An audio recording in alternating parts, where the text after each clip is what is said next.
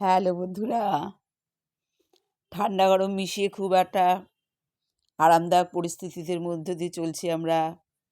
এই ঠান্ডা, এই একটু হালকা হালকা গরম, এরকম পরিস্থিতির মধ্য দিয়ে আমরা চলছি। এ সময় তো আমাদের শারীরিক সমস্যা খুব বেশি হয়, বিশেষ করে অল্প বয়সী বাচ্চা এবং বৃদ্ধ বৃদ্ধাদের, যারা একটু বয়স হয়ে গেছে, তাদের বিভিন্ন রকম শারীরিক সমস্যা চলে। আর এই সময় তো গা হাত পা ম্যাজ এগুলো হয়, ঠান্ডা কাশি এগুলো তো লেগেই থাকে। এগুলো জন্য আমাদের বিভিন্ন রকম শীতের প্রোটেকশন আমরা দিয়ে থাকি নিজেদের শরীরকে বাঁচানোর জন্য। কিন্তু শরীরের বাঁচানো যেমন প্রয়োজন, শরীরকে আমরা সুস্থ রাখার জন্য আমরা তো বিভিন্ন যোগব্যায়ামের সঙ্গে যুক্ত। তারপরে তো ডাক্তার আছেই, তাকে তো বাদ দিয়ে কিছু চলে না। সেই আমাদের মানে পরিস্থিতি বুঝে ভগবান হিসাবে তাকে আমরা স্মরণ করে থাকি। কিন্তু সেই পর্যন্ত যাতে আমাদের না যেতে হয়, তার জন্য আমরা বিভিন্ন রকম শারীরিক প্রোটেকশন দিয়ে নিজেদের রক্ষা করে থাকি। কিন্তু কিছু কিছু সময় হয় যে বাচ্চারাও কথা শুনতে চায় না, বা বড়রাও অনেক সময় নিজেদের কন্ট্রোলে রেখেও নিজেদের কিছু কিছু সমস্যার মধ্যে পড়ে যায়। সেই সমস্যা থেকে বেরিয়ে আসার জন্য আমাদের যোগব্যায়াম একটা অনবদ্য অনবদ্য কাজ করে থাকে নিজেকে অ্যাক্টিভ রাখার জন্য। একদম বাচ্চা থেকে বয়স্ক সবার জন্য বিভিন্ন রকম পদ্ধতিতে আমরা নিজেরা টিপস দিয়ে থাকি, এবং সেগুলো মেনে চললে কিছু না কিছু উপকার তো হয়ে যায়, অপকার সেখানে কিছুই নেই। সেটা খাদ্য হোক বা শরীরচর্চা হোক। খাদ্যের মধ্যেও বিভিন্ন রকম খাদ্য রয়েছে যেগুলো থেকে নিজেদের প্রোটেকশন করা যায়। আর শরীরচর্চা তো আছেই, যা এমন কি জিনিস যেটা করলে অনেক রকম উপকার পাওয়া যায়। তবে তার সতর্কীকরণও আছে, তার শারীরিক সমস্যা অনুযায়ীও বিভিন্ন রকম বিধিনিষেধ আছে। তবে কিছু কিছু এক্সারসাইজ আছে যেগুলোর জন্য ছোট বড় কারোর কোনো বিশেষ অপকার হয় না উপকার ছাড়া। সেরকম একটা এক্সারসাইজ আমি দেখাবো, যেটা হচ্ছে সবার জন্যই মানে খুবই উপকারী, এবং তার জন্য কোনো বিধিনিষেধের প্রয়োজন হয় না। আর যোগব্যায়াম এমন একটা পদ্ধতি যেটা নিজের শরীরের ক্যাপাসিটি অনুযায়ী করতে হয়। এটা কাউকে জোর করে চাপিয়ে দেওয়া যায় না, কিন্তু ভুল ত্রুটি বলে দেওয়া যায়, কিভাবে করবে, কোনটা সঠিক হচ্ছে সেটা বলে দেওয়া যায়। কিন্তু তারপরেও যদি কেউ তার শরীর অনুযায়ী সেটা নিতে অক্ষম হয়, তাহলে তাকে বিশেষ কোনো জোর করা উচিত না। কেননা একটা সময়ের পর মানুষের একটা কাজ করতে গিয়ে আরেকটা কাজের ওপর বেশি এফেক্ট পড়ে যায়।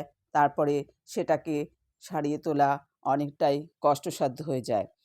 তাই হচ্ছে যোগব্যায়াম এমন একটা পরিস্থিতি যেটা নিজেকে জোর করে চাপিয়ে দেওয়ার মতো কিছু না। সঠিক শিক্ষাটা দেওয়া যায় অবশ্যই। যদি কেউ চেষ্টা করে সঠিক শিক্ষা নিয়ে তার কোনো শারীরিক সমস্যা না হয়, সে অবশ্যই নিতে পারে। তার 100% ফল সে নিশ্চয়ই পায়। কিন্তু সবাই যে 100% বেনিফিট পাবে সেটা ঠিক নয়। সকলের শরীর সমান নয়, সেদিকেও আমাদের খেয়াল রেখে করতে হয়। সেরকমই একটা আ আ একটা কেন, বহুই রয়েছে। বিভিন্ন আ যোগব্যায়ামের মধ্যেই 100%, 50%, 20% মানে এরকম অনুযায়ী যার যার বডি ক্যাপাসিটি অনুযায়ী শেষে করলে তার কিছু না কিছু উপকার পাবেই। অপকার হবেই না, যদি কোনো গাইডলাইন বা কারো পরামর্শ নিয়ে বা কোনো রকম কোনো ভালো যোগ শিক্ষকের পরামর্শ নিয়ে চলে, তাহলে তার অপকার কিছুই হবে না। কিন্তু শরীর অনুযায়ী যদি না করতে পারে, সেটা হচ্ছে কিছু না কিছু উপকার হবে। তাই যতই মানুষ অসুস্থ হোক, কেননা তাকে শুতেই হয়, বিছানায় শুয়ে থাকতে হয় বা চেয়ারে বসে থাকতে হয়, হাঁটাচলা বেশি না করতে পারলেও, সেরকমই কিছু শোয়ার এক্সারসাইজ যেগুলো আমাদের শরীরকে মোটামুটি চলার মতো, নিজের কাজটুকুনি করার মতো, আ মানে অন্যের হেল্প ছাড়া নিজের বলতে তো পার্সোনাল কাজ অনেকই থাকে।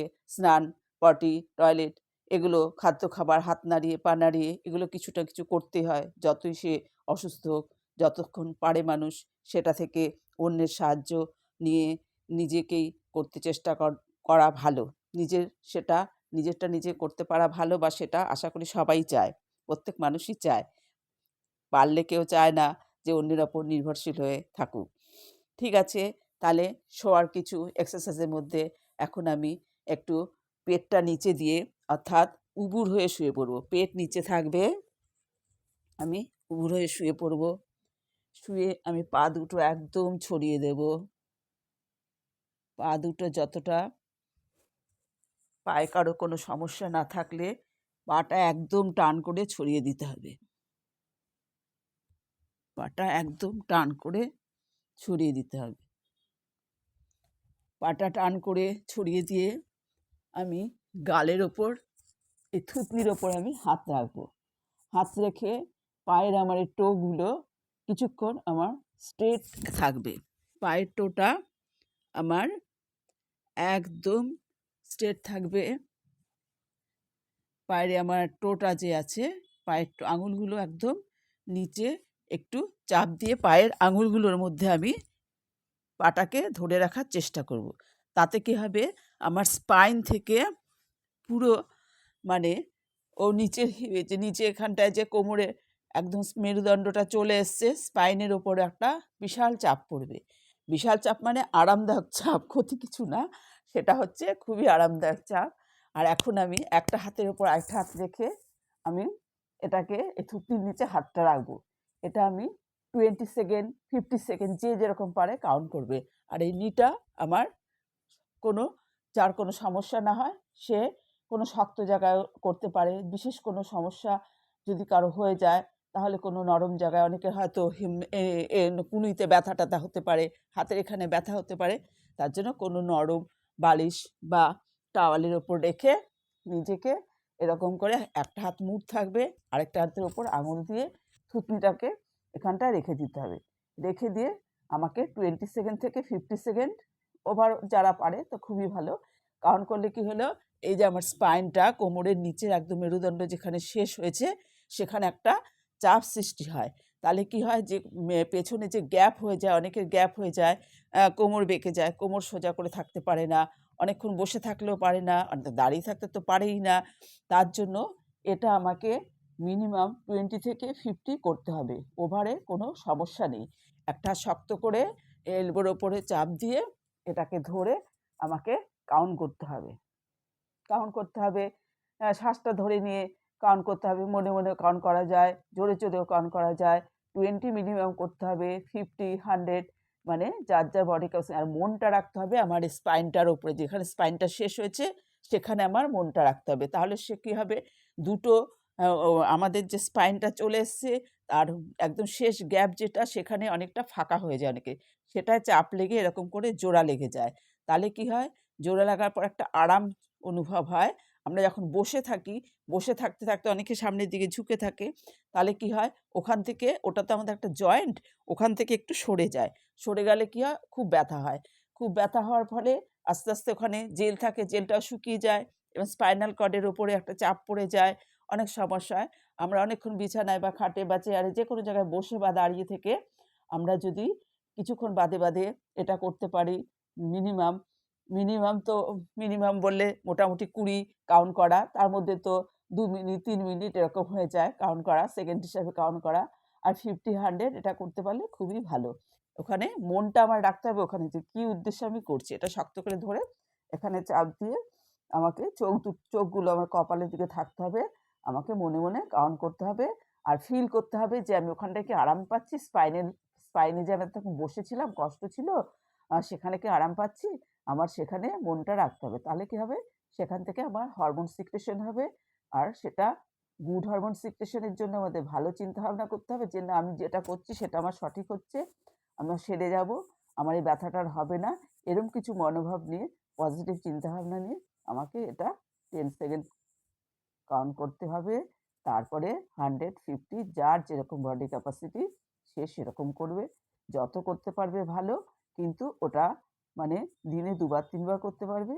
এরকম করে বসে থাকার খাওয়া দাওয়ার কোনো ব্যাপার নেই, বা যে কোনো মানুষই বসে থাকতে পারে, সে মানে শুয়ে থাকতে পারে, সে ছোট হোক, বড় হোক, অসুস্থ হোক, যার যা বডি ক্যাপাসিটি অনুযায়ী আমি বলে দিলাম, এটা করতে পারে।